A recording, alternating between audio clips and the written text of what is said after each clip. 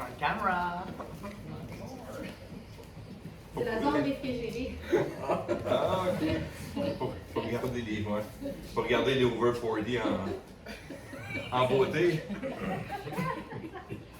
Ok. Donc, si t'es capable, fermer ta garde.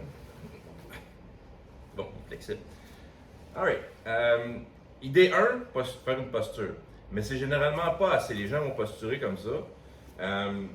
Puis lui va avoir un malin plaisir puis une facilité à me ramener parce que s'il utilise ses jambes pour tirer, puis qu'en plus il ajoute une grip à mon gui, ben là, ça devient pour moi difficile de maintenir tout ça.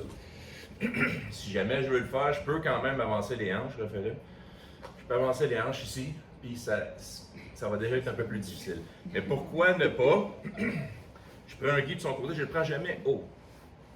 Donc, ben jamais, j'aime pas ça dire jamais puis toujours, mais prendre haut, ça prend des risques. Vous pouvez commencer à plier des règles à ceinture mauve, mais avant ça, prenez ça basic. Je cache mon bras pour pas avoir de quai de bras ou de problème. Je lève ma jambe du côté du bras et je mets une petite pression vers l'intérieur. Très important, ça va être la base de toutes mes guard passing d'habitude quand la garde est fermée. Puis mon coude à genoux, ça c'est un concept que je fais souvent. Donc j'ai un coude à genoux, je mets une pression vers l'intérieur, puis c'est ça.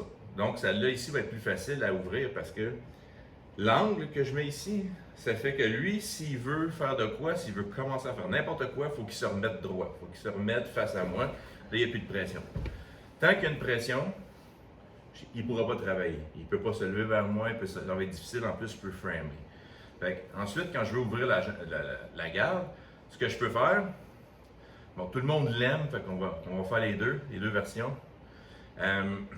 Vous pouvez vous asseoir là si vous voulez, vous allez être plus stable, donc être assis sur votre talon. Vous pouvez aller prendre juste en bas du genou, puis avec tout votre bras, pousser pour ouvrir, puis ensuite on va voir le reste. Vous pouvez aussi être comique / méchant, puis aller à la ceinture. Il y a des points de pression en grappling, sont souvent dans le mou. Donc, vous trouvez un os, puis juste à côté, il y a un point de pression. Fait que, c'est exemple, juste en bas de la pommette, ça peut être ça, en arrière de l'oreille, il y en a plein. Ça existe, mais il faut contrôler la personne. Les gens qui font des points de pression debout, d'habitude, ne sont pas trop épeurants. Donc, oh, il y en a.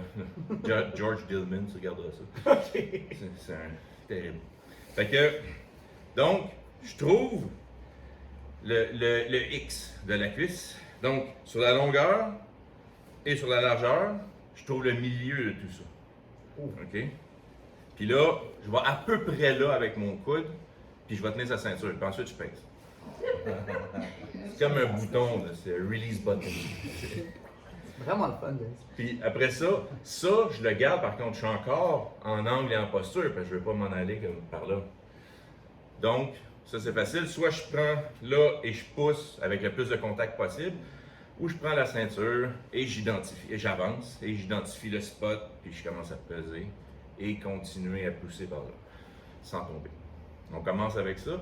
Donc la posture au début, si je suis arrivé peu importe comment comme ça, je vais prendre une posture tout de suite. Première affaire, là c'est difficile pour lui de m'attaquer ou de me choquer, ou vous sortez du trouble déjà en partant. Puis vous faire sweeper, c'est difficile aussi. Je contrôle pas mal ces deux jambes. Alright. Go! 3, 1, 2, 3! Let's go! Hey, Dom!